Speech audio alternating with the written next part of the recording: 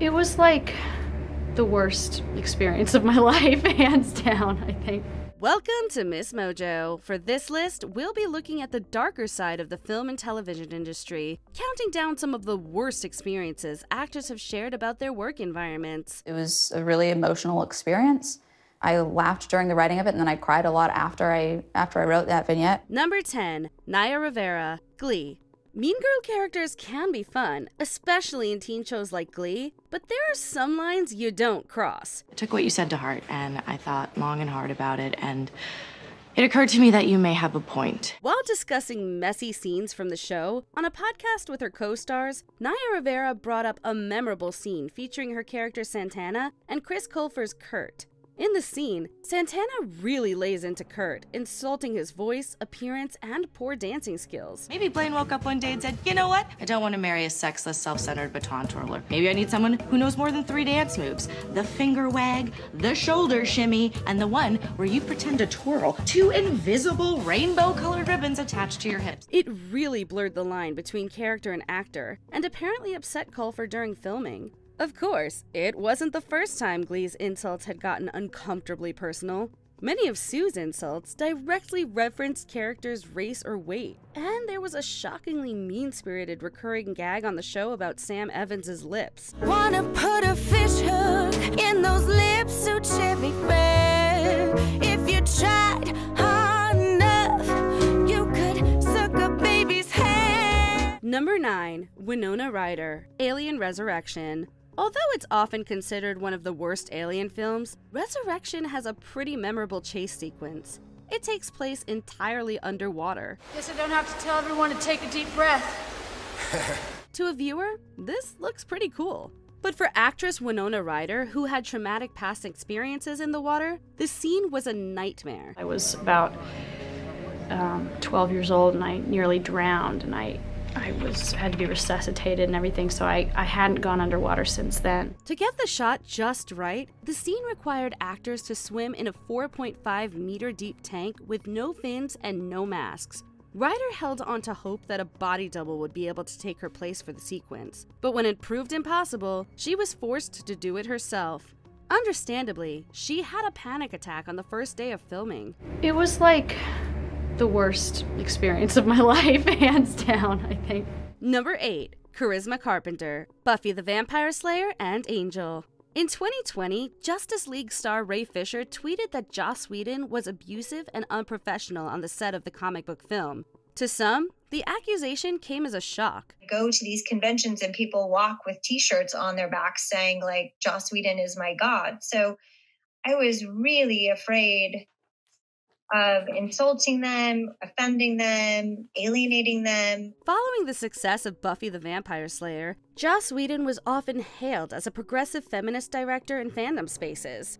Unfortunately, what he was representing on screen didn't quite match his off-screen behavior. Excuse me, I have to call everyone I have ever met right now. Following Fisher's accusation, Buffy and Angel star Charisma Carpenter opened up about her own experiences with the director. She claimed that she was frequently berated and called fat in front of her coworkers during her pregnancy, and sustained a chronic physical condition during filming that still affects her to this day. God, it's a nightmare. Number 7, Shelley Duval, The Shining. With Barry Lyndon delivering mixed results upon release, Stanley Kubrick was eager to make a film worthy of critical acclaim and financial success. The Shining became that film, at the expense of one of its lead actors. Wendy, I'm home. In pursuit of perfection, the auteur shot some scenes 35 times, claiming he could tell the actors were unprepared by the look in their eyes.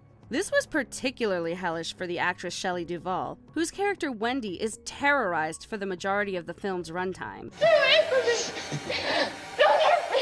I'm not gonna hurt you. The actress described grueling 16-hour days where all she did was carry a child and hysterically cry on cue. At times, the mere thought of having to spend a full day crying was enough to cause the tears needed for the shoot. Go check it out. Go check it out. Number 6, Tippi Hedren, The Birds. Working with animals can be tricky. That's why for this memorable attack scene in The Birds, the intention was to use mechanical creatures rather than live ones. However, when the mechanical birds failed, the shoot carried on with real birds. It was a full week of shooting that. Yeah, 4 prop men with raven and seagull, boxes of them, which they just alternately hurled at me for 4 days. If you think this sounds dangerous, you'd be correct. The attic attack seen on screen is completely real and almost resulted in star Tippi Hedren losing an eye. That was just kind of, I don't know what it was, cruelty? It was mean. Ironically, Hedren didn't seem to learn from this traumatic experience. Years later, the actress went on to produce and co-star in an adventure film titled Roar, which prominently featured real lions. The wild animals involved infamously injured 70 members of the cast and crew, including Hedren herself, leading to a reputation as the most dangerous movie ever made. Kind of insane. I mean, you're dealing with apex predators here. Number 5, Janette McCarty, iCarly. I'm out of here. This isn't working! Open up! In 2018, the over 2-decade-long partnership between Nickelodeon and Dan Schneider came to an end. Though the sudden severing of ties came as unexpected to some, others used the opportunity to highlight long-standing rumors and allegations about the producer's misconduct, both on set and online.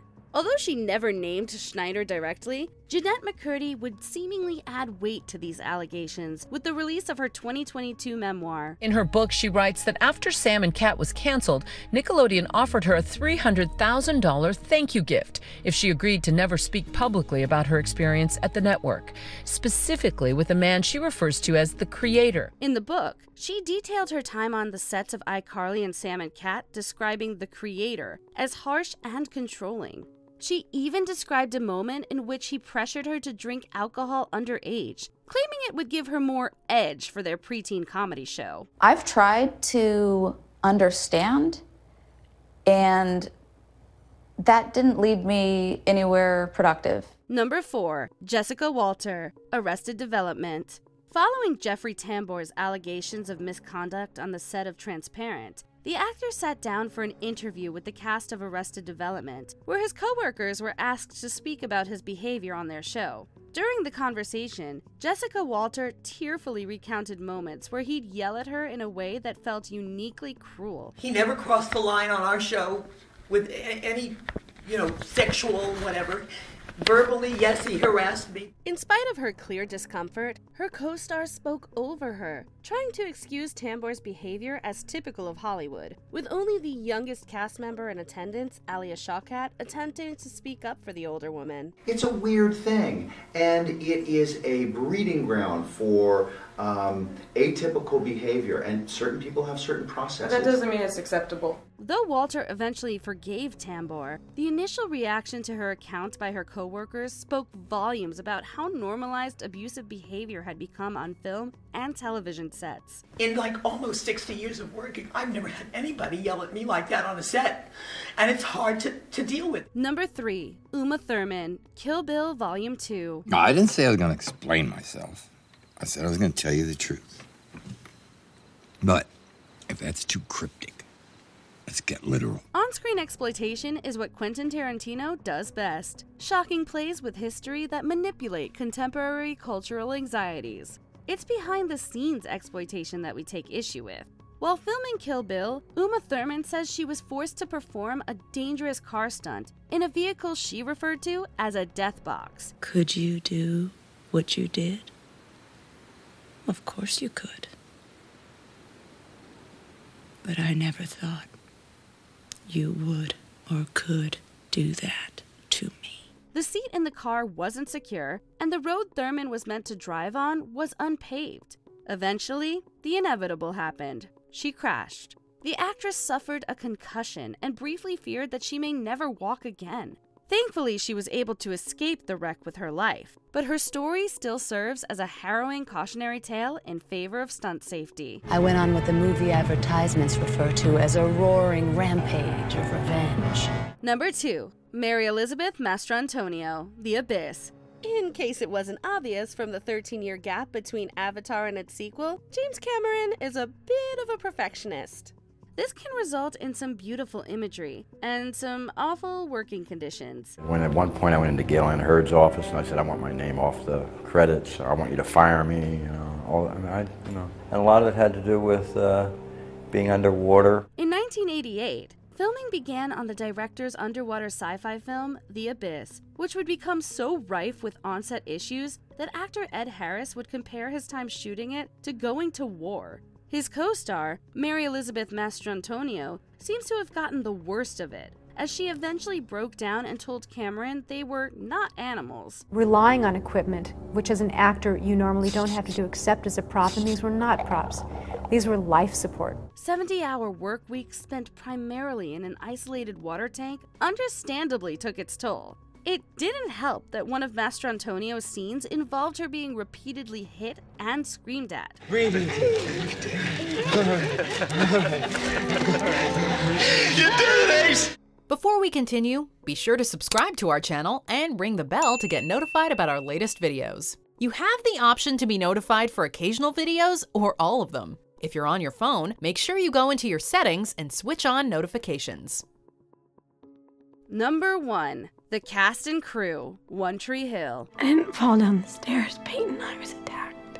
In 2017, when the Me Too movement was gaining traction, writer Audrey Wauchope made a Twitter thread about repeated instances of harassment and inappropriate behavior by a former showrunner.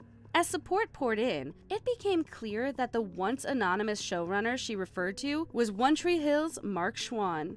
A day later, 18 women from the set came together and penned a letter to Variety detailing their own experiences with Schwann. The cast described being manipulated psychologically and emotionally by their boss while being put in increasingly uncomfortable positions. Hilary Burton has even gone on to describe a situation in which Chad Michael Murray had to defend her from the showrunner, while Sophia Bush has expressed discomfort with the sexualization of her character on screen. We found out from a writer that he kept a board of the fitting photos of each girl in underwear up in his office. Did anything in this list surprise you? Let us know in the comments. The sensation of white hot rage in my chest is not small.